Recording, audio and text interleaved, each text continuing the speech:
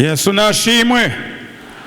Tugeze mu mwanya mwiza kumva amajambo y'Imana, ariko tutaratangura kumva amajambo y'Imana turahaye kaze n'abaje mu nyuma tumaze kwakirana nabo bumva umugisha w'Imana. Hanyuma rero twicaye dutekanye duhe kaze ijambo ry'Imana. Turahaye kaze mwarimu Nsengiyumva Placide ashike hano atubwire ico Imana yazize ku mutima wiwe. Kaze.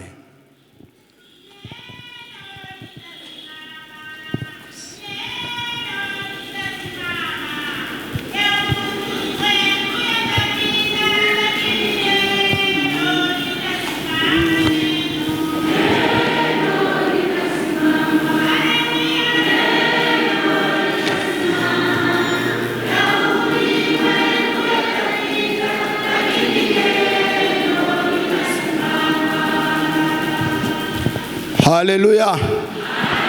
Yesu Kristo nashimwe. Ndabaramukije mwese mu izina ry'umucunguzi wacu Yesu Kristo. Ndabaha kaze mu ijambo ry'Imana muri iki gitondo ciza Imana iduhaye. Imana ishimwe cyane. Imana irakoze, nanje ngiriye ubuntu kugira ngo dusangire ivyera vy'Imana muri iyi minsi myiza idasanzwe, iminsi y'amashimwe. Dushimira Imana imbabazi n'ubuntu yagiye itugirira mu mwaka urangiye wa 2024. Yesu nahabwa icubahiro. Imana yakoze kandi hezagire n'abakozi yakoresheje bakanyiyumvira ko nkwiye guhagarara imbere y'ishengero ry'Imana kugira ngo dusangire ijambo ry'Imana. None rero tugiye gusoma ijambo ry'Imana. Murabona murakoranye muri benshi, n'abatahora baza kuwa kabiri, kuwa kane, kuwa gatandatu. Uyu munsi mwaje. Yesu nashimwe. Bisigura yuko uyu munsi n'umunsi udasanzwe. Hari ico Imana igomba kutubwira, hari ico Imana igomba kukubarira. Turaberera ijambo ry'Imana dusanga muri iki gitabo ca kabiri c'Abami, urupapuro n'amajana 450. Gitabo ca kabiri c'Abami, urupapuro amajana 450. Tugiye gusomaho ijambo ry'Imana. Yosiya umwami w'Ubuyuda asanisha urusengero. Gitabo ca kabiri c'Abami 22 duhereye ku murongo wa mbere. Gitabo ca kabiri c'Abami igice ca 22 dusome duhereye ku murongo wa mbere. Ijambo ry'umutwe riratubwira Yosiya umwami w'Ubuyuda asanisha iki? Asanisha urusengero. Yosiya yagiye ku ngoma amaze imyaka 8, ayimara ku imyaka 31 ari Yerusalemu. Nyina yitwa Yedida umukobwa wa Adaya w'i Bosikati. Akora ivyo Uhoraho abona ko ari vyiza, agendera mu ngeso nziza zose za sekuruza Dawidi, ntiyatambamira iburyo canke ibumoso. Mu mwaka ugira 18 umwami Yosiya ari ku ngoma, atuma umukarani Shafani mwene Asariya wa Meshulamu ngo aje mu ngoro y'Uhoraho. Ati duga uje iyo Hirukiya ari umuherezi mukuru, umubwire aharura amahera azanwa mu ngoro y'Uhoraho, ayo abarinzi b'umuryango bamaze kwakira mu bantu, bayahe abashinzwe gukoresha ibikorwa byo ku ngoro y'Uhoraho, nabo bayahembe abakozi bakora iyo ngoro, kugira ngo basanure aho yahobaguritse imana idufashe cyane. Mana data wa twese uri mu ijuru, ndagushimiye imbabazi zawe zamaho ibihe bidashira. Wabikunze ngo uyu munsi mpagarare mbere ishengero ryawe ryera kugira ngo dusangire ivyera vyawe mwami. Suko ndumuhizi nta nico mfise nobahereza Mana, ndasavye ubwiza bwawe bunkayanganireko. Maraso ya Kristo Yesu atwikira ubugingo bwanje. Mwami Yesu Kristo, ikara ry'umuriro wawe Yesu, ikara ry'umuriro waka ricishe ku kanwa kanje kugira ngo ijambo ryawe rigire ubushobozi muri iri koraniro. Abanyabyaha bakire bihane, abagwaye bakire, abaje bafise imitwaro baruhugwe. Ubane natwe muri byose mu izina ry'umwami wacu Yesu Kristo, amen. Yesu nashimwe cyane. Intumbero y'iri jambo ry'Imana uyu munsi nugusanasana urusengero rw'Imana, kubaka ivyasambutse, ibintu vyononekaye, umuntu akisubiramwo muri uku kwezi kwa mbere umwaka mushasha wa 2025, umwaka wa 2025, umuntu akisubiramwo yongere yubake, wongere wubake ivyo Satani yagusamburiye ko. Yesu natugirire neza. Hanyuma rero inkuru za Bibiliya mu gihe cya kera ivyabaye ku Bisirayeli vyatubereye akarorero. Jambo ry'Imana riratubwiye umwami Yosiya. Yosiya arakomoka ku mwami yitwa Manase. Manase yari yavyaye umwami yitwa Amoni. Abo bose uko ari babiri babaye abantu bakora ibintu bibi, bakora ivyo Uhoraho abona ko ari bibi. Babaye abantu b'abanyabyaha, ntibumvira Imana, baranyuranya n'ico Imana igomba, kandi bari mu ngoro y'Imana bakorera Imana, ariko bakora ivy'Imana ibona ko ari bibi. Imana idufashe cyane. Hanyuma rero Manase ararengana, Imana iramwanka, iramuheba. Umuhungu wa Amosi nawe azaragaheta, akora ivyo Uhoraho abona ko ari bibi, yakora ibyaha by'akabura rugero, kandi ari mu ngoro y'Imana. Imana idutabara. Amosi Imana iramuheba. Imana ishimwe ko yama itoranya, ikiziganiriza mu gihe gikwiye, ikagira uwihagarika imbere y'ihanga ryayo kugira ngo ubwoko bw'Imana bubandanye urugendo. Imana nihabwe icubahiro. Naha rero Yosiya yahagurutse, ahagurukijwe n'Imana. Ugiye gusoma n'umwana yagiye ku ngoma akiri muto, imyaka 8, baramwimika b'umwami.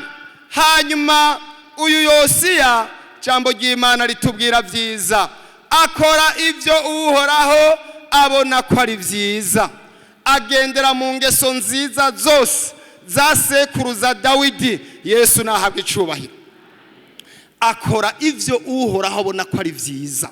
Ndakwifurije yewe mwene data waje uyu munsi, ukore ivyo Uhoraho abona ko ari vyiza. Imana ishimwe cyane. Wongere wisuganye, ukore ivyo Uhoraho abona ko ari vyiza. Mu misore, mu nkumi, mu bapapa, mu bamama, umuntu wese yongere yisubiremwo, akore ivyo Uhoraho abona ko ari vyiza. Hanyuma rero Imana iramukangura. Imana imukanguye, yumva yuko akwiye gusanasana urusengero rw'Imana. Urusengero rw'Imana akarugira neza. Ijambo ry'Imana ryatubwiye ngo basanasane aho rwari rwarahubaguritse. Bisigura ngo hari hageze ahantu ingoro y'Imana ihinduka umusaka, birononekara. Sinzi ko bari baruhinduye idandarizo, sinzi ko bari baruhinduye bwate donui. Imana nidutabara. Ariko jambo ry'Imana ritubwira yuko ugo rusengero rwari rwarasinzikaye, rwaratobaguritse. Bibiliya yavuze ngo rwari rwarahubaguritse.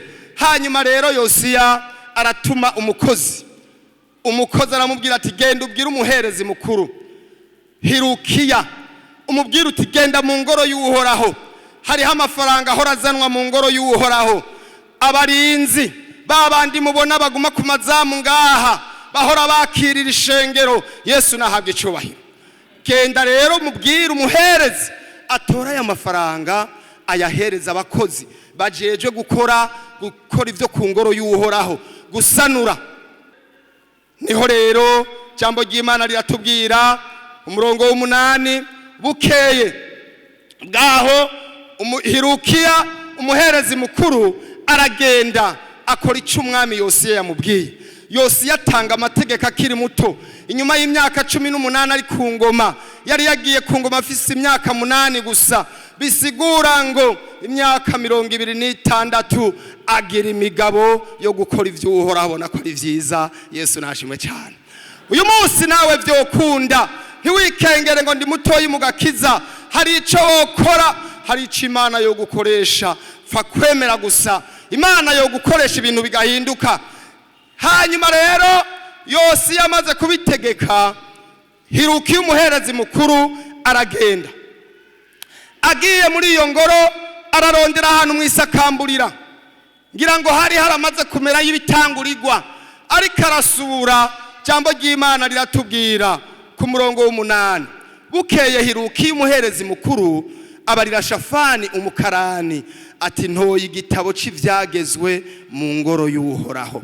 Hirukiya araheza agiha Shafani aragisoma, maze uwo mukarani Shafani asubira ku mwami amudondera uko vyagenze. Atabasavye bawe babiriye amahera yari mu ngoro y'Uhoraho bayashikirije abakoresha ibikorwa vyo ku ngoro.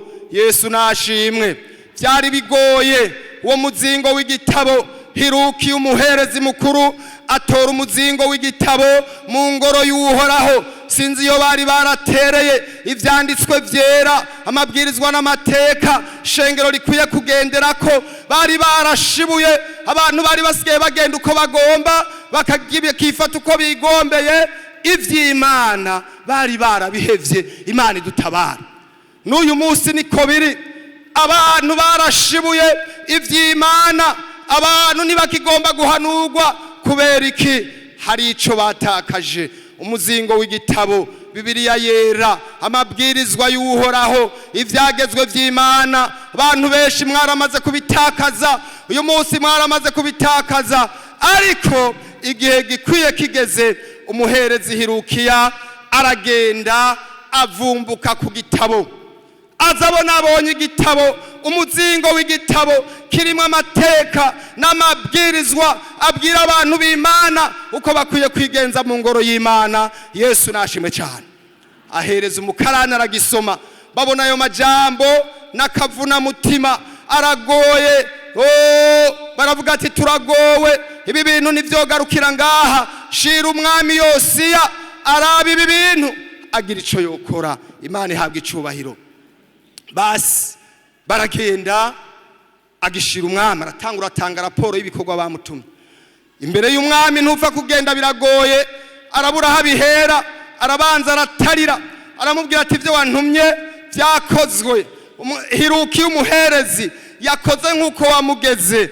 Ariko rero mwami, twatoye igitabo, habonetse igitabo, igitabo mu ngoro y'Uhoraho, umuzingo w'igitabo. Wahabonetse umuzingo w'igitabo mu ngoro y'Uhoraho. Yesu nahabwe icubahiro. Uyu munsi ijambo ry'Imana ryongerera ikuberera ishasha. Umukarani Shafani acasomera umwami, aramusomera ivyanditse muri uwo muzingo w'igitabo. Ijambo ry'Imana riratubwira ku murongo w'10, uwo mukarani Shafani 11, maze umwami yumvise amajambo yo muri ico gitabo c'ivyagezwe, yitantamurira ko impuzu ziwe. Maze umwami atuma Hirukiya umuherezi na Ahikamu na mwene Shafani na Kibori mwene Mikaya n'uwo mukarani Shafani nyene na Asaya umumenyekana wiwe ati nimugende munsigurize Uhoraho twe n'aba bantu b'Abayuda bose ivyaya majambo yo muri iki gitabo batoye, kuko uburake bw'Uhoraho butuziriringiye ari bwinshi kubera basogokuruza batumviye amajambo yo muri iki gitabo ngo bakore ivyanditswe vyo muri co vyose twabariwe. Imana nidutabara. Inyifato ya Yosiya umwami w'Ubuyuda amaze kumva ayo majambo yanditswe muri ico gitabo, yitantamurira ku impuzu ziwe, yumvise ico Imana yari yarageze abantu biwe, ukuntu Imana yari yarabwiye abisirayeli ubwoko bw'Imana, ukuntu bakwiye kwigenza mu ngoro y'Imana, ukuntu bakwiye kwifata, uko bakwiye gukorera Imana babishize ku mwete. Asanga ihanga ryose ry'Abayuda n'Abisirayeli bose baranyuranije n'ico Imana igomba. Imana nidutabara. Yitantamurira ku impuzu ziwe, arababara, agira umubabaro mu mutima, aravuga ati ibi bintu ni biki? Erega turagowe, uburake bw'Uhoraho buratuziriringiye. Uyu munsi aho tugeze abantu ntibagitinya Imana, nta gitinyiro c'Imana. Imana idutabare. Imana dusigaye tuyifata nk'uko umengo n'umuvukanyi n'umugenzi. Imana itugirire imbabazi mu izina rya Yesu. Ariko uyu munsi biragusaba kongera usanure, wongera ugaruke, wumvirize ivyanditswe mu gitabo. Dusimbe gatoyi dusome muri iki cete, turaza kugaruka muri iyi nkuru y'umwami Yosiya. Cete ca kabiri canditswe na Paulo yandikira ishengero ry'i Korinto. Cete ca kabiri Paulo yandikira ishengero ry'i Korinto, hariya ku gice ca 6. Ndasomaho ijambo ry'Imana. Cete ca kabiri Paulo yandikiye ishengero ry'i Korinto 6 duhere kuri 14. Ababuza kwifatanya n'abatizera. Ababuza kwifatanya n'abatizera. Nimwifatanye n'abatizera kandi ataco musangiye. Ukugororoka n'ukugabitanya bifatana bite? Canke umuco n'umwiza bifatanya bite? Kandi Kristo ahuriye hehe na Beliyali? Canke uwizera n'utizera basangiye iki? Kandi urusengero rw'Imana ruhuza rute n'ibigirwamana? Kuko twebwe turi urusengero rw'Imana nzima. Nk'uko Imana yavuze iti nzogerera muri bo, nzogendera muri bo, mba Imana yabo, nabo babe abantu banje. Nuko muve hagati y'ababandi mubitandukanye ko nikuhora hagize, kandi ntimugakore ku kintu gihumanya na kimwe. Nanje nzobakira kandi nzobabera so, namwe muzombera abahungu n'abakobwa, nikuhora ashobora byose agize. Imana ihabwa icubahiro. Mu muzingo w'igitabo watowe mu ngoro y'Uhoraho, wari warazimiye kera, abantu bigenza uko bigombeye, abantu b'Abakristo n'abapagani bagiranira ico no kwita mariage. Nukuvuga ngo imico n'imigenzo dusanga mu bisi isigaye yinjiye mu ngoro y'Imana. Ibikorwa bisi bakora bisigaye bikorekana no mu bantu b'Imana. Imana nidutabara. Paulo yandikira ishengero ry'i Korinto arababwira ati umviriza, ndababujije kwifatanya n'abatizera. Imana idutabara. Yemwe ndababujije. Paulo arabandikira uyu munsi n'ishengero ryo mu Kinama ati ndababujije kwifatanya n'abatizera. Nimwifatanye n'abatizera kandi ataco musangiye. Imana nidutabare. Ibikorwa by'umwijima, inyambaro z'umwijima zambara abantu bo hanze zikinjira mu ngoro y'Imana, abantu bakazikorana. Ivyaha by'ubuyobe abantu bo hanze bakora nabo mwishengero kuri uyu munsi wa none basigaye babikora. Imana nidutabare. Suzuma urabe, ingoro y'Uhoraho yarononekaye. Ijambo ry'Imana ritubwiye yuko erega twebwe turi urusengero rw'Imana. Yesu nahabwa icubahiro. Erega twebwe turi urusengero rw'Imana. Harabaye igihe urusengero rw'Imana rurononekara. Yosiya arabibona, arababara, aritantamurira ku impuzu ziwe, kandi ivyo ntibari bwabibone. Umuherezi Hirukiya, umukozi w'Imana, uyu murongo w'abakozi b'Imana bagandagaje imbere yanyu, yemwe shengero ry'Imana, nta handi muzobonera amateka n'amabwirizwa Uhoraho yashinze. Impanuro babaha muze muyumva mu izina rya Yesu. Haleluya. Umuherezi Hirukiya niwe yashoboye gutora umuzingo w'igitabo.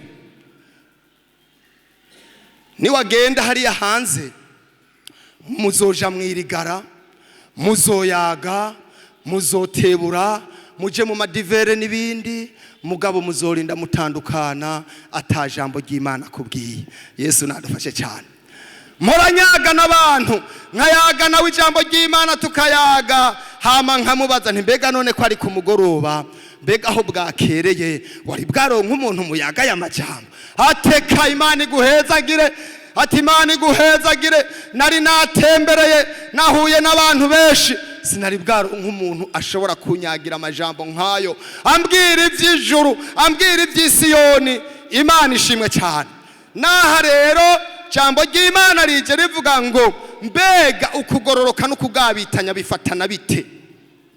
Birasaba shengero ko tumenya ko turi hanga ryera, ko twakijijwe, ko turiko turaja mu ijuru. Ababuza kwifatanya n'abatizera, umuco n'umwiza byofatana bite? Oyaye, reka gukoporora, reka kutora ivyo barya hariya, reka kuvyakira ngo ubirye, reka kubishira mu mutima wawe. Twebwe turi urusengero rw'Imana nzima, nk'uko Imana yavuze iti nzogerera muri bo, ngendere muri bo, mbi Imana yabo, nabo babe abantu banje. Yesu nahabwa icubahiro. None rero raba urusengero rw'Imana. Twavuze ngo uyu munsi n'umunsi wo gusanasana urusengero. Oya, ntabwo ari inzu y'amatafari n'amabuye, n'uwo mutima wawe. Jambo ry'Imana riratwemeza. Turabe hariya muri kicete nyene ca mbere Paulo yandikiye ishengero ry'i Korinto 6. Jambo ry'Imana riratwemeza ico turi urusengero rw'Imana. Cete ca mbere Paulo yandikiye ishengero ry'i Korinto 6, mpere kuri uyu murongo, reka mpere kuri 15. Cete ca mbere gice ca 6 nsome mpereye kuri 15 ndashikana epfo ku 19. Ntimuzi yuko imibiri yanyu ari ingingo za Kristo? None ntori ingingo za Kristo ndazihindura ingingo z'umusambanyikazi? Biragahera. Nimuzi yuko wimatanya n'umusambanyikazi aba ari umubiri umwe nawe, kuko yavuze ati bombi bazoba umubiri umwe. Ariko wimatanije n'umwami wacu ababaye impwemu imwe nawe. Muhungu ubushakanyi. Cyaha cyose umuntu akora si ic'umubiri, ariko ushakana abacumuye ku mubiri wiwe. Umurongo wa 19. Ntimuzi yuko imibiri yanyu ari sengero za mpwemu yera ari muri mwebwe, uwo mufise avuye ku Mana, kandi simwe mwiganza, kuko mwaguzwe igiciro. Nuko rero mushimisha Imana mu mibiri yanyu. Yesu nahabwa icubahiro. Ijambo ry'Imana riratwereka ikintu cyatumye Yosiya ababara mu gihe ciwe. Urusengero rw'imitima y'abana b'abantu rwari rwononekaye. N'uyu munsi urusengero rw'imitima y'ishengero ruriko rurononekara. Abantu benshi ntibitahura ico bari. Ariko umviriza, ntimuzi yuko imibiri yanyu ari sengero za mpwemu yera, uwo mwahawe avuye ku Mana? Erega simwe mwiganza. Yesu nahabwa icubahiro. Ubwo rusengero rero birasaba yuko rufata neza. Yosiya afata ingingo yo gusanasana urusengero rwari rwarahubaguritse, aho byari byarononekaye, afata ingingo yo gukiza. Yesu nahabwa icubahiro. Baca basanga y'umuzingo w'igitabo. Bwa mbere na mbere basanga iryo shengero abo Bayuda n'Abisirayeli bose bamaze kwivanga n'abanyamahanga. Ntugishobora gutandukanya umukristo n'umuntu w'umupagani atarizera Yesu. Ntugishobora gutandukanya umuntu aja ku ruhimbi rw'umwami n'utaja ku ruhimbi rw'umwami. Ntugishobora gutandukanya umusenzi n'utari umusenzi. Imana nidutabare cyane. Uyu munsi aho bigeze, hageze naho nizi Bibiliya dufise turazisiga no muhira, tugatondana amatelefone. Imana nidutabare. Bibiliya tukazisiga cyangwa ukayisiga mu modoka nimba Yesu yaraguhezagiye ugatonda ni telefone. Imana nidufashe cyane. Uyu munsi biranezera guhaguruka mu rusengero ugatembera na androide y'umuriyoni mu minwe, hagutembera ufise Bibiliya. Uyu munsi n'umubabaro, imyifato y'imibereho yo mwisi yamaze kwinjira mu isengero. Yemwe bwoko bw'Imana, birasaba yuko muhindura urusengero rw'Imana, mwongere mu rusanasane muri uyu mwaka wa 2025. Yesu abahezagire. Yosiya arababara. Ijambo ry'Imana riratwemeza. Dusome ngaha cya cete cya mbere Paulo yandikiye Abikorinto 3:16. Cete cya mbere Paulo yandikiye Abikorinto 3:16. Mbega ntimuzi yuko muri urusengero rw'Imana kandi ko mpwemu w'Imana aba muri mwebwe? Umuntu niyonona urusengero rw'Imana, Imana izomurandura, kuko urusengero rw'Imana rugwera kandi urwo rusengero ni mwebwe. Yesu nahabwe icubahiro. Paulo arahagarara aributsa abantu ico bari. Yewe upfa kwambara uko wigombeye kubera iki wibagiye icuri, wibagiye kuri ngoro y'Imana, wibagiye kuri urusengero rw'Imana. Yose yarababara asanga ingoro yarononekaye, yaratobaguritse. Erega iyo ugenda amenya mu ngoro y'Imana ziga n'intoboro ziba zikubonekako. Yesu nadutabara. Yesu nadutabara.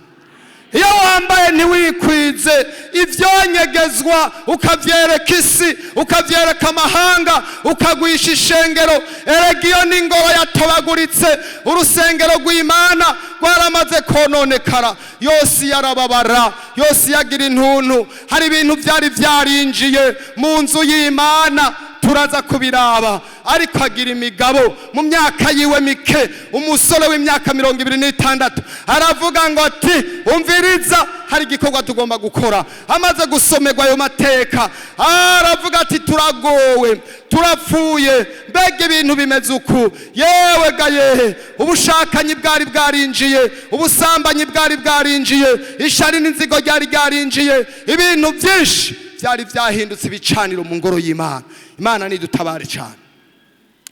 Jambo ry'Imana riratubwira, tugaruke muri kicete ca kabiri Paulo yandikiye ishengero ry'Ikorinto, gice ca 5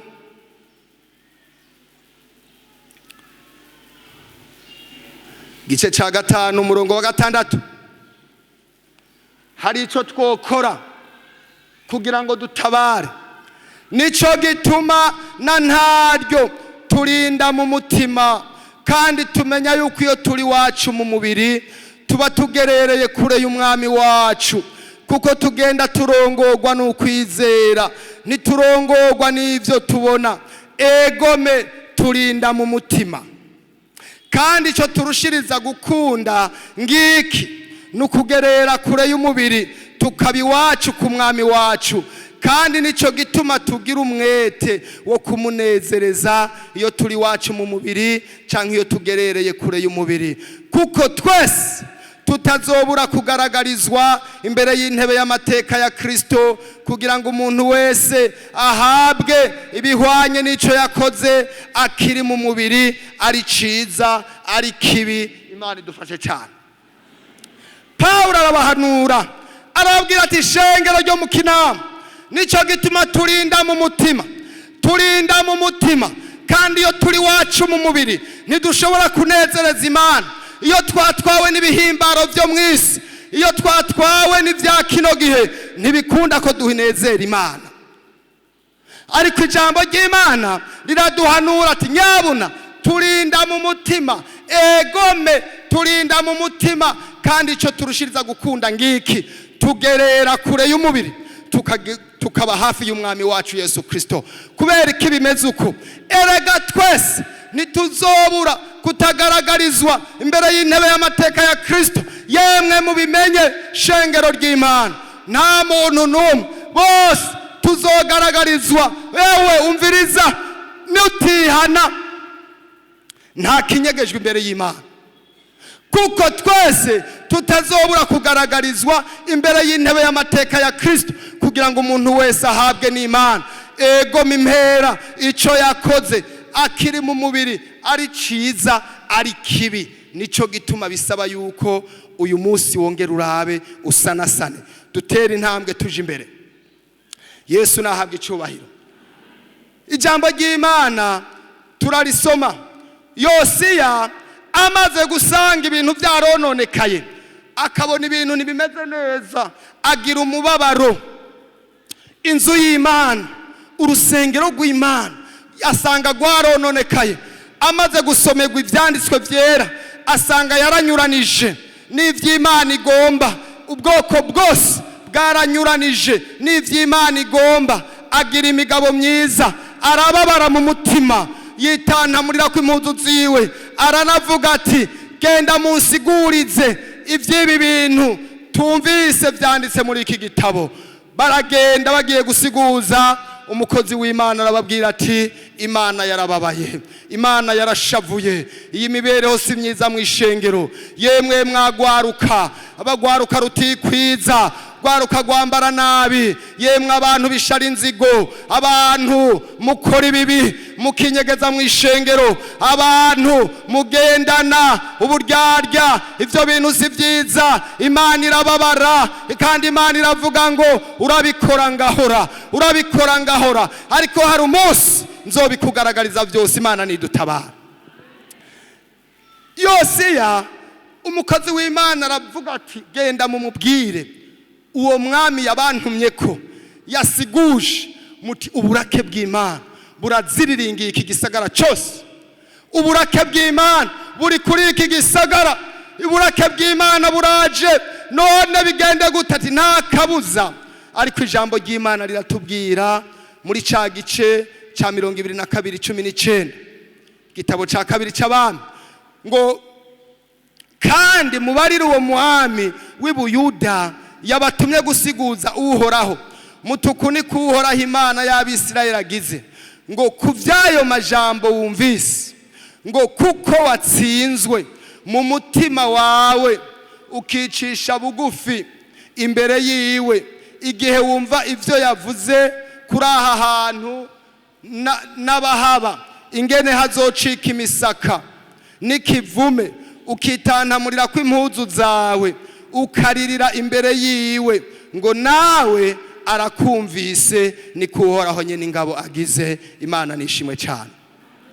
Imana ibana n'umuntu avize umutima umenetse. Yosiya ararira, arababara cyane, asanze uko bariko baragenda, inyifato zabo, imvugo zabo, ibikorwa byabo binyuranye n'ivy'Imana igomba. Ararira, yitantamurira ko impuzu ziwe, yerekana umubabaro n'intuntu mu mutima wiwe. Agira iyindi ntambuko, aragenda guhanuza umukozi w'Imana. Iyo uhanurwa kenshi ukanka kumva, iyo uburirwa kenshi ukanka kumva, amahano azokuzako. Erega nta mugisha uzobigirana. Yesu nadutabara.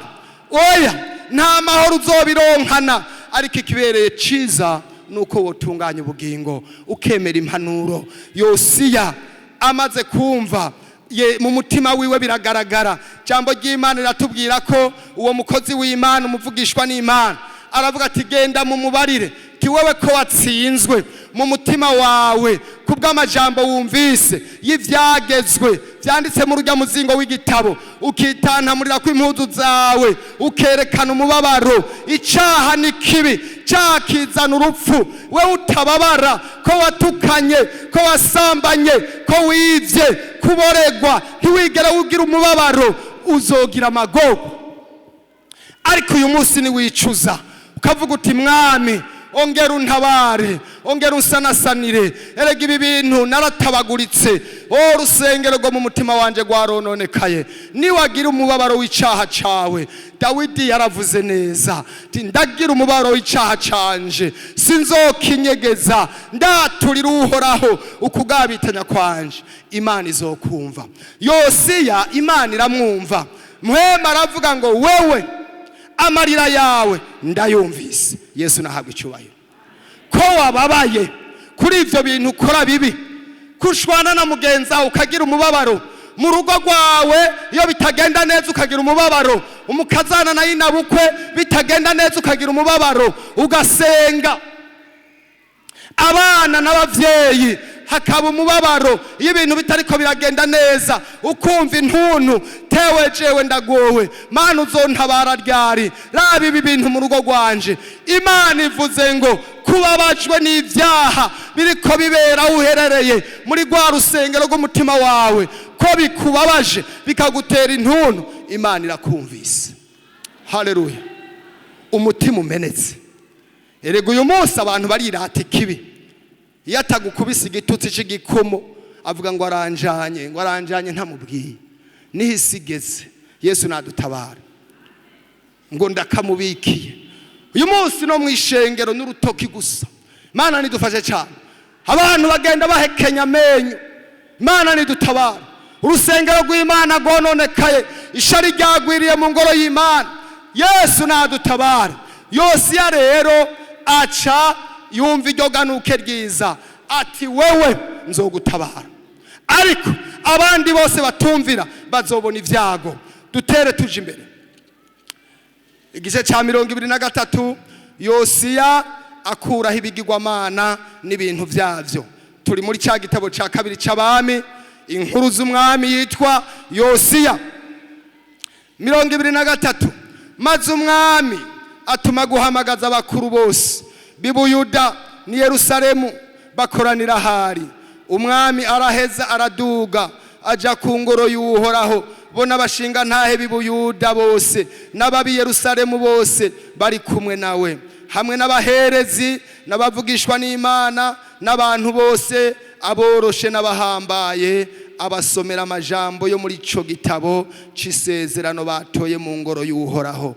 Maze umwami arahagararana n'inkingi asezeranira imbere y'Uhoraho yuko azomukurikira no kuzokwitondera ivyagezwe vyiwe n'amabwirizwa yiwe n'ivyo yashinze, no kuzovyitonderesha umutima wiwe wose n'ubugingo bwiwe bwose, no kuzoshitsa amajambo y'iryo sezerano yanditswe muri ico gitabo. Maze abantu bose nabo baravyisezeranira. Yesu nahabwa icubahiro.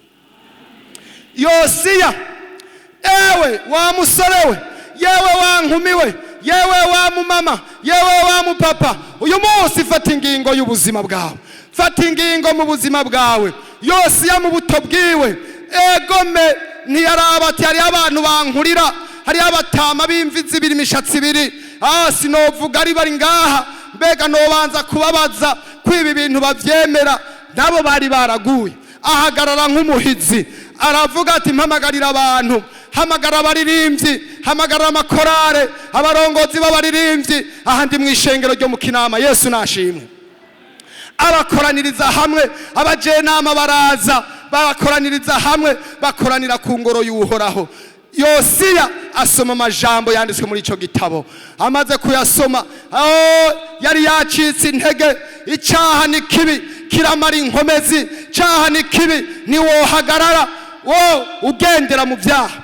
Ahagarara n'inkingi yo mu rusengero, maze arasoma, asomera abantu, ashiraho isezerano. Aravuga ati jewe uhereye uyu munsi ndahindukiye, nariko ndagenda uku, none ndahindukiye. Ubu unye ngomba ntumbere Uhoraho, ndamwubahe n'umutima wanje wose, vya bindi byose ndabihevye. Indahiro yashizeho mwayumvise, nzokwitondera ivyagezwe vy'Uhoraho, nzokorera Imana n'umutima wanje wose n'inkomezi zanje zose n'ubwenge bwanje bwose. Maze ishengero ryose naryo nabo nyene baca bararahira tinapwe twebwe tuzobikora uko nyene. Yesu nahabwa icubahiro. Ijambo ryo gusanasana ivyononekaye, raba rwa rusengero rw'umutima wawe, mbega nta hantu hononekaye hahubaguritse, hari ibitoboro. Ibitoboro ni ivyaha, ni vya vyaha bibi, vyaha bibabaza Imana, vya vyaha vyo kubabaza Imana no kutayikorera uko Imana igomba. Nizo ntoboro, ivyaha vyanonye urusengero rw'Imana. Si suzuma urabe mbega urusengero rw'Imana ni wewe, mbega ubona ari amahoro, mbega ubona bimeze neza, nta bintu byivanzemwo. Yesu nadutabare. Umurongo wa 4, Yosiya afata iyindi ngingo. Nawe uyu munsi fata ingingo, maze umwami abarirahirukiye umuherezi mukuru n'abaherezi b'urugero rwa kabiri n'abarinzi b'imiryango gusohora mu rusengero guhoraho ibintu byose by'imbombovu byakorewe Bayali, n'ivya Ashera n'ivy'ingabo zose zo mu ijuru n'izo nyenyeri, abituririra inyuma y'i Yerusalemu mu mirima yo kuri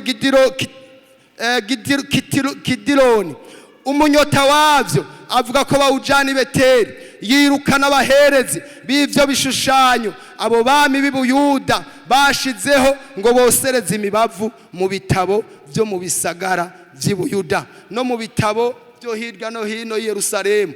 Akuraho abosereza imibavu Bayali, bakayosereza n'izuba n'ukwezi n'ibirundo by'inyenyeri arizo ngabo zo kwijuru. Akuraho igishushanyo cha Ashera mu ngoro y'Uhoraho, akijana inyuma i Yerusalemu mu kidenge ku mugezi Kidironi, agituririra kuri uwo mugezi Kidironi nyene, aragisyokora gihinduka ifu. Iyo fu ayimijurira kumva z'abantu ba Nyarucari, asangangura ivyumba by'abagabo bakora ivyaha byari mu ngoro y'Uhoraho, aho abagore bajishira Ashera impuzu zabo. Mu rusengero byari byarononekaye, hari ahantu nsomye nk'uko hatari, numva umengo biragoye. Yesu nadufashe cyane.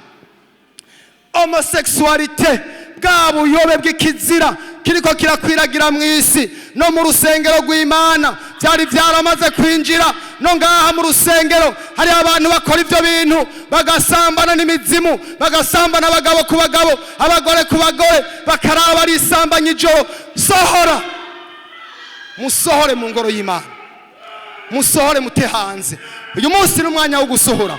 Yosiya afata ingingo, aravuga ati sohora, tahanze, akora igikorwa cy'ubutwari, araturira, arasyokora. Uyu munsi saba Imana ikwicire vya bindi byose biriko bironona inzu y'Imana. Yesu nadutabare. Iki gihe hari abagabo bakora ibizira bari mu ngoro y'Imana, bakagenda bagatingo zabo, bakagenda gushurashura n'abandi bagore b'abantu, ukagenda gusomana n'abagore batarabawe. Imana nidutabara. Amabroshete utagurira umugore wiwawe ukayagurira umugore wundi. Yesu nadutabara. Byari byarononekaye. Yosiya nico gituma yarira, agira umubabaro.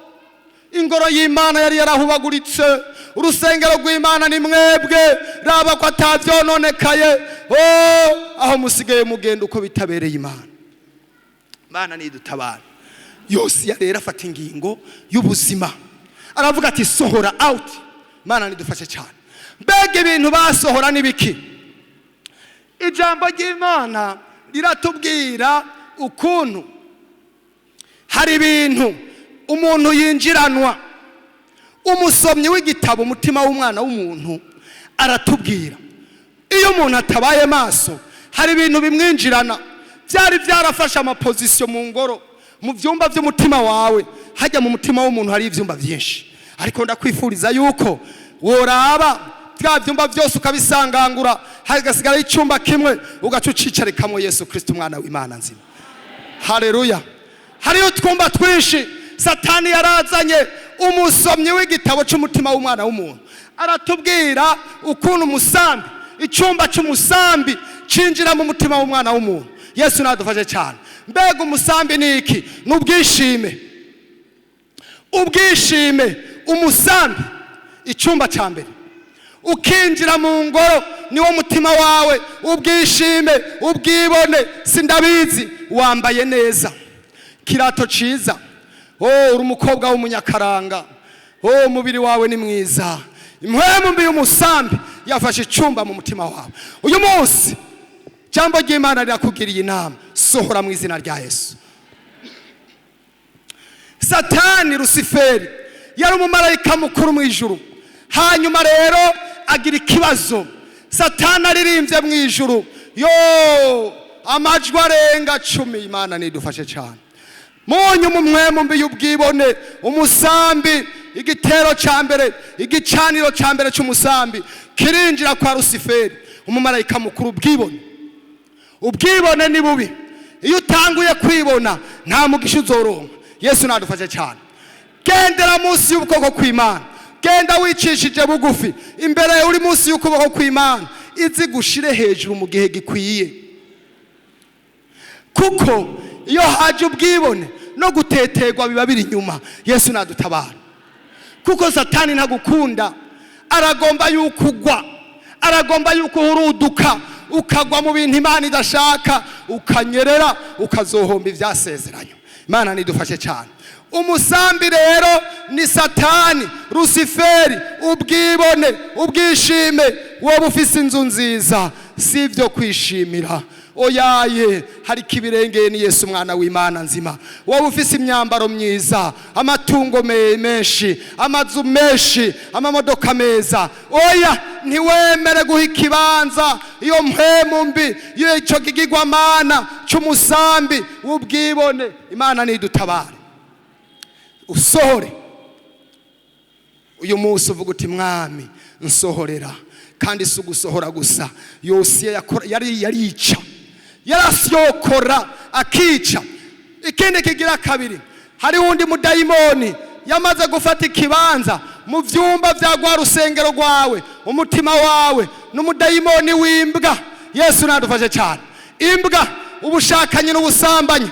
Abana benshi barara barisambanya, ariko ngo bavyita n'ukwisambanya. Oya si ukwisambanya, basambana n'imizimu y'abapfuye. Yesu nadutabara. Muze musengera abana banyu iyo bari mu vyumba vyabo. Hari amabanga ya Satani akomeye. Abana ba kino gihe barara barakora ivyaha vya masturbation, gusambana n'imizimu y'abapfuye. Satani barungikira imizimu, bakararana nabo, bakarara barasambana nabo. Imana itabara urwaruka rwacu mu izina rya Yesu. Tubasengere. Imbwa, ubushakanye. Uyu munsi kino gihe abapfakazi, abagore, abagabo bagendera mu bushakanye n'ubusambanyi. Uyu munsi wihane, ubwira Imana ati nsohorera kandi wongera unyicire. Yesu adufashe cyane. Ubwira Imana ati nsohorera, urusengero rwarononekaye. Urara urasambana ijoro, urara mu byifuzo by'ubushakanye, urara mu byifuzo bibi, ugahumana. Imbwa irihumanya hiri hose. Ewe uyu munsi bwira Yesu niwo vyishoborera, ariko Yesu yo bigushoborera. Uyu munsi waturira Imana, ubwire Yesu ati nsohorera, nsohorera uyu mudayimoni w'imbwa, ubushakanye n'ubusambanyi, kugira ngo uzoragwe ivyasezeranywe. Yesu nahabwa icubahiro. Umudayimoni agira gatatu, hari ingurube. Umudayimoni w'ingurube. Ingurube n'umudayimoni wo kubaregwa, ubukunzi bw'inda. Abantu benshi muri gwa rusengero haramaze kwinjiramwo umudayimoni, yarafashe ikibanza. Umudayimoni yaramaze kwicara wa rusengero rw'umutima wawe, ari ku ntebe. Umudayimoni w'ingurube. Abantu benshi bariko baraboregwa, bari mu ngoro y'Imana. Hari ibintu banwa hajya. Yesu nadufashe cyane. Ona Satani ariko ariyoberanya, ariko arazana n'utuntu akabateweka ngo akanikaborera kwera. Ako kanyoye nikaborera ahubwo kagwa neza, karazibura n'imitsi. Ariko niwa kanwa ababigejeje baravuze bati ibi bintu biraboreza, ibi bintu birayovya ubwenge, ibi bintu wamaze kubinwa ukanwa kamwe tubiri dutatu, ubwenge bwawe burahita, conscience normale yawe iragenda, ukaboregwa. Imana nidutabara. Ingurube kuboregwa, ubukunzi bw'inda. Umviriza uyu munsi, reka kudandahirwa mu vy'Imana. Akagakiza twarose nagakiza gakomeye, nagakiza k'igiciro kinini. Muntu kiboregwa, muntu kinwa itabi, muntu wihumanya. Hariho n'abantu urumogi. Abantu benshi iyo muntu yamugiriye nabi, kugira ngo aronke ukuntu amwishura, agenda kurondera ivyanwa bimuha drogue, bimuzanira pression kugira ngo yubahuke gukora icaha. Yesu nadutabara. abo bana bagenda gusambana, iyo bamaze gushika hariya babanza kunywa ibiboreza kugira ngo bubahuke gukora ivyo vyaha vy'ubuyobe. Uyu munsi bwira Yesu uti nsohorera kandi wongere wice. Yesu nahabwe icubahiro.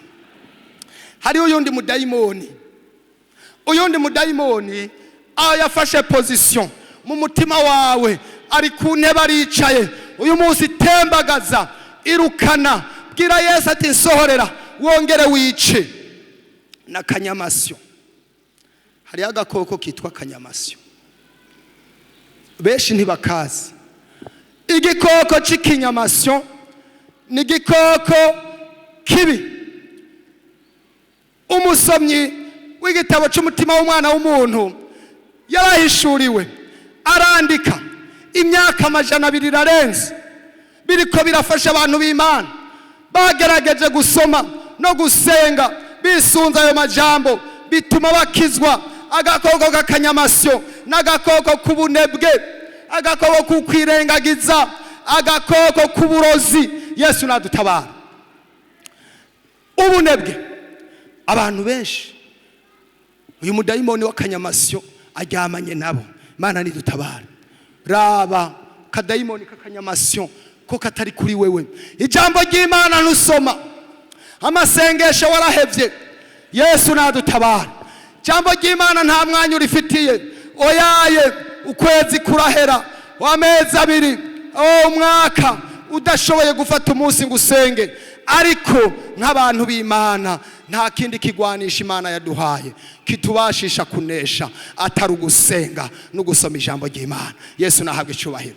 Korara yaririmbye tiyeme gusenga ni gukuru, kurahindura amateka n'amasezerano turiko turagendana. Erega tuyafise mu gusenga, tuyahawe no gusenga. Yemwe gusenga ni gukuru. Ubunebwe buriko buratwara ugwaruka, nta mwanya w'ijambo ry'Imana, nta mwanya wo gusoma ijambo ry'Imana. Amasengesho y'ukwitanga barahevye. Ubunebwe, bwira Yesu ti mwami Yesu nkurira kwa kakadayimoni, nsohorera kakadayimoni k'ubunebwe, kadayimoni k'akanyamasyo. Karazana kwirengagiza. Niyo wacumuye ugakora ivyaha, karakubwira ngo oyaye uzobitunganye ejo, uzorondera mwarimu vy'umwihariko, ntuhaguruke ngo ugende gufukama. Oyaye uzomurondera ejo, hazokwamara ejo, hazokwamara ejo, gushika naho n'urupfu ruzokubira giturumbuka ukava mw'isi utihanye. Imana itubabarire cyane. Akanyamasyo, akadayimoni kukwirengagiza, ntiwumvire. Aka gakoko karafise kokiye, abandi bayita ngo numuruka, ambaraje kabamwo. Ni ikintu gikomeye cyane. Uyu munsi ishengero rya kino gihe ubu burozi baraburose, imitima ikomeye nk'ibuye. Yesu nadutabara. Imitima ikomeye nk'ibuye. Aka kanyamasyo karatanga uburozi. Umusomyi w'igitabo umutima w'umwana w'umuntu yavuze mbere yuko n'abantu baroga, abantu b'abarozi, abantu bahamura imizimu, iyo babonye aka kantu iki kinyamasyo bihutira gutora iki, bihutira gutora umuruka wako. N'ururimi rugoye gutahura. Ikizu, igifyera turamenyere tukibona, kirafise inzu cinyegezamo. Akanyamasyo rero karafise umuruka, inzu ukomeye nk'ibuye. Uyu munsi mw'ishengero hari umudayimoni w'umurozi. Yaroza abantu, imitima ikomantaye, ntibumvira, ntibahanurwa, ntibagirwa inama. Uyu munsi bwira Yesu agutabare mu izina rya Yesu. Uwo muruka ngo barawurogesha, cyese sinzi ukuntu babigenza, ariko umuseranguzi yabihawe na mpwemu. Umutima ukomeye nk'ibuye. Niyo umuntu aje kuguhanura uramugazukira, kumva umengo wo murya, eka ni gasusa ntumbabe. Ariko uyu munsi Yesu aragukunda. Uyu munsi wihane, wakire Yesu Kristo nk'umwami n'umukiza w'ubugingo bwawe. Yesu nashimwe cyane. Aka gakoko, aka kadayimoni k'akanyamasyo, ubunebwe, uburozi, abantu benshi baragenda no guhamura, baragenda kubaza, aho kuza kubaza Imana, aho kuza kubaza abakozi b'Imana, bagenda guhamuza, bagenda kusaba, tidupfumurire, tubwire mbega ivyacu bizogenda gute. Wa muntu uja mu bapfumu, akakadayimoni kakanyamasyo kari kumwe nawe, uyu munsi ngwino ku bakozi b'Imana, barakugira inama, baragusengera, baraguhanura, bakubwira uko bikwiye kugenzwa. Yesu n'umwami, aratabara, arakiza. Reka kuja mu bapfumu, reka kuja mu bizira. Yesu ni muzima. Yesu ahabwa icubahiro. Akandi kadayimoni, na kadayimoni kitwa ingwe, kafashe icicaro. Yosiya yakoze igikorwa gikomeye kugira ngo asohore ivy'abana b'abantu binjije.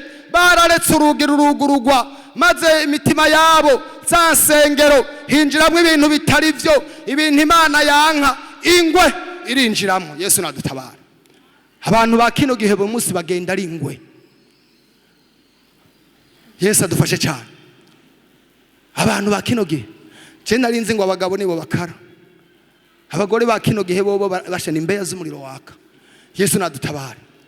Umugore wubakurakiye, ingwe, umudayimoni w'ingwe, nukuvuga ngo iki? Uburake, ifuhe, kujingitwa. Yesu nadutabare. Ukabona neza umuntu ko ariko araguhekenyera imisaya neza, wamwihweje uku. Yesu nadufashe cyane. Kavuga tujya muntu yandakiye, Imana ntabara. Ingwe, ariko Yesu ni muzima. Yosiya yaragwanya, aranesha mu izina rya Yesu. Aravuga ati sohora, sugusohora gusa nukwica. Uyu munsi tugomba twica imizimu y'abadayimoni bariko barorora ishengero, bariko baratukisha ubwoko bw'Imana, bakagirira nabo ubwoko bw'Imana. Uyu munsi ni umunsi w'ukweza urusengero rw'Imana. Uyu munsi ni umunsi wo guhumanura, uyu munsi ni umunsi wo gutunganya. Reka uburake, reka ifuhe, reka kujingitwa. Yesu akugirire neza, nawe uzobona Imana. Yesu nashimwe cyane. Tanezererwa n'ivy'abandi. Ningwe, iyo ubonye naka byagenze neza, umusaya ubibonekera ngaha. Jewe nje narinze mbere ko abadamu badahekenya imisaya. Iyo mbonye umudamu ngaha nca numva ngize ubwoba. Yesu nadutabare cyane. Abagabo bo bumengo nivyo kamere vyabo, ariko hari ahantu bibonetse bica bisarisha gose. Yesu nadutabare. Ingwe, reka garuka kuri Yesu. N'umudayimoni n'uruhendo rwa Satani agomba kuzogira iherezo ribi. Uyu munsi bwira Yesu ati nsohorera uburake, irifuhe, uyu mujinya, nsohorera Yesu ntabara. Imana ibagirire neza. Agakoko gakurikira n'agakoko, akadayimoni k'inzoka. Umudayimoni w'inzoka, inzoka ni ishari. Ishari. Mugihe Imana yaremye umwana w'umuntu, imuha ibyiza byose. Imana iravuga ngo reka tureme umuntu mu ishusho yacu, azategeka isi, azaganza ivyo twaremye byose. Satani, Luciferi, yari aravyumva, arabibona, agira ishari, arababara. Abantu benshi bariko baragendana ishari n'inzigo. Ariko uyu munsi wihane mu izina rya Yesu, kuko ni wagirira ishari warobanujwe amavuta, Imana izokurandura mu izina rya Yesu. Yesu adufasha cyane.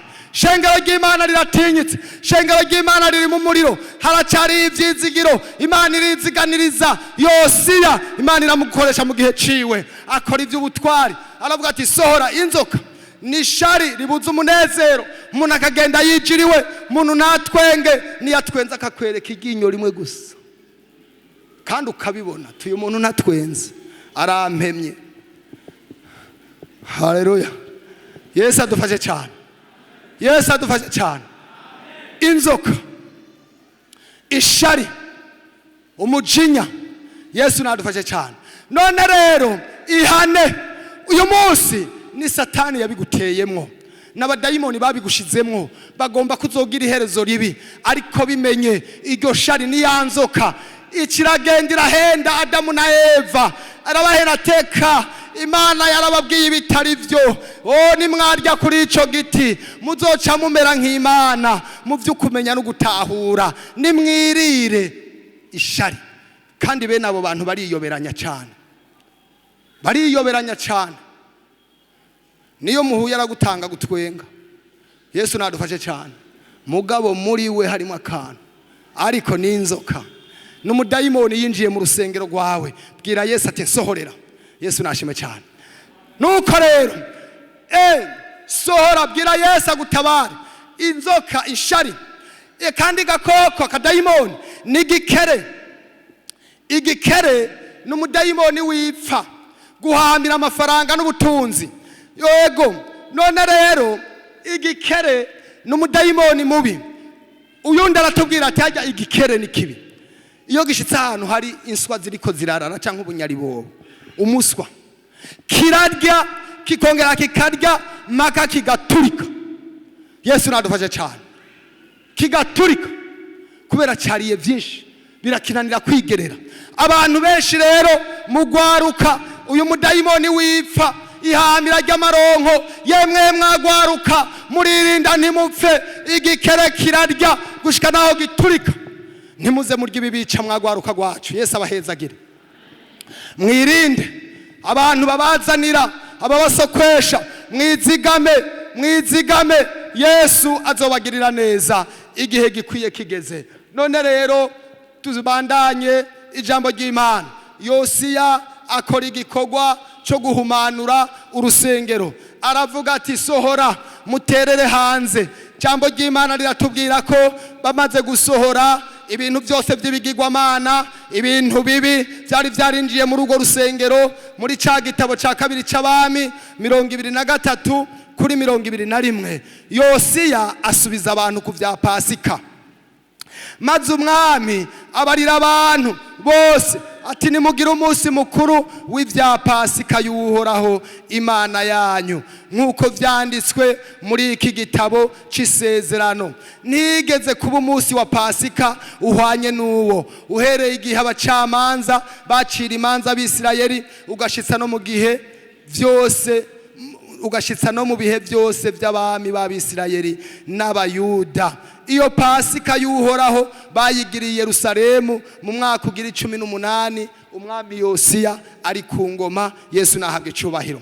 Bamaze guhumanuka, bamaze kweza urusengero, baca basubira mu masezerano, basubira mu vya mpwemu yera, basubira mu vy'ibigira 10 n'amashikanwa, basubira mu vyo gukorera Imana, basubira mu vyo kuraba abagwaye, ibintu vyo gutabarana, ibintu vya Pasika y'Uhoraho. Yesu nahabwe icubahiro.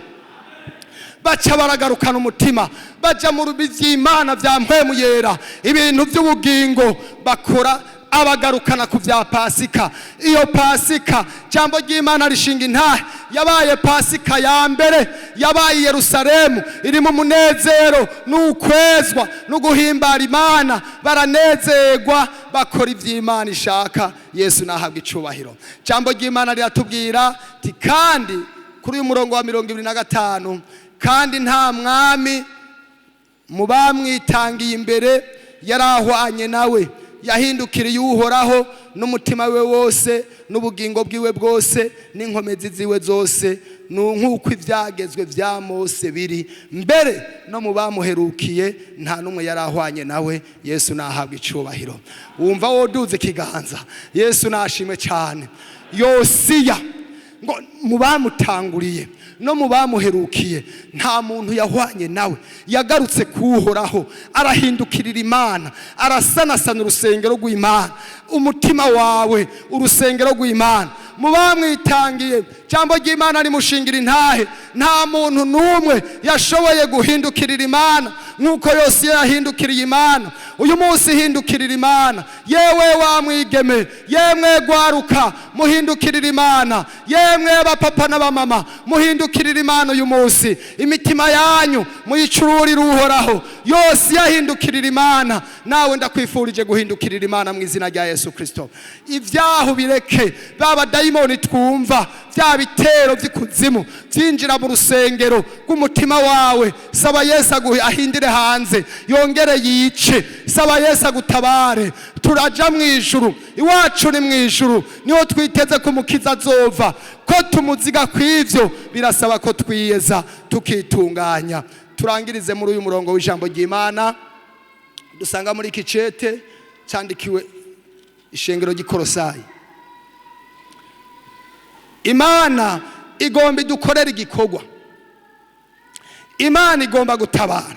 Ko turi urusengero rw'Imana, Satani akaba yarateye akatwinjizamo ibindi bintu, akabikwinjizamo byaje bitadodoye, wavyisanzemwo birakugora ukuntu bivamwo. Uyu munsi ni uwawe, uyu munsi ni uwo gutabagwa. Jambo ry'Imana rirakurongora, jambo ry'Imana riraguhanura. Erega mu mutima w'umwana w'umuntu havamwo ivyiyumviro bibi. Ubutumwa bwiza uko bwanditswe na Mariko barabivuga neza, ca gice candwi 223.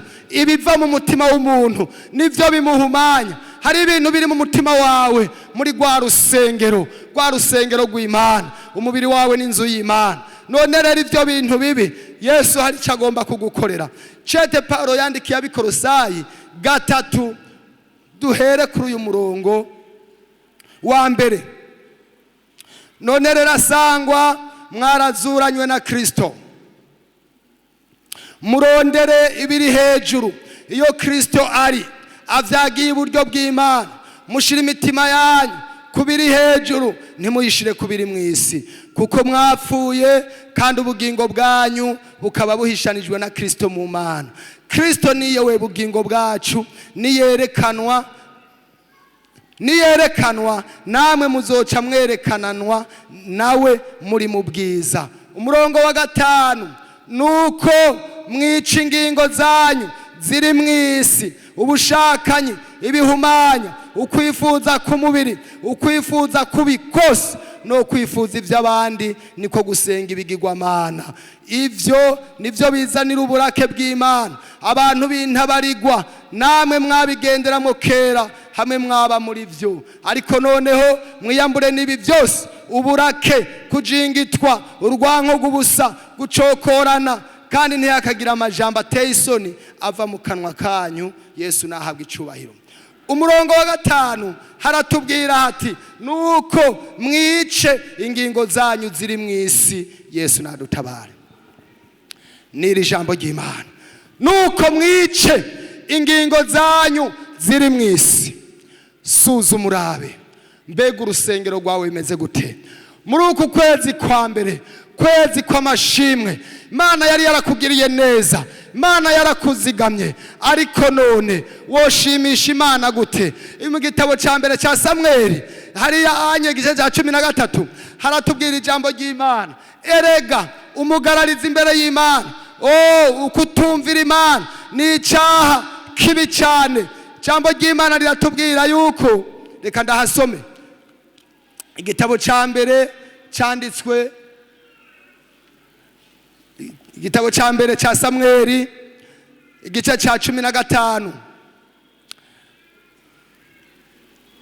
Dusome duhereye kuri uyu murongo wa 22. Samweli aramwishura ati, mbega Uhoraho ahimbagwa n'ibimazi vyoswa n'ibindi bimazi gusumba umwumviye. Erega kumvira gusumba ibimazi, no kuyoboka gusumba ibinure vy'imfizi z'intama. Kuko ubugarariji arico kimwe n'icaha c'ubupfumu, kandi kuba ntagondwa ni kimwe no gusenga ibishushanyo n'ibigirwamana. Yesu nadutabare cyane. Yemwe shengero ry'Imana, uyu munsi n'umunsi wo kwihumanura, uyu munsi n'umunsi wo gutabagwa. Urusengero rwawe rumeze gute? Twunamike amaso dusenge.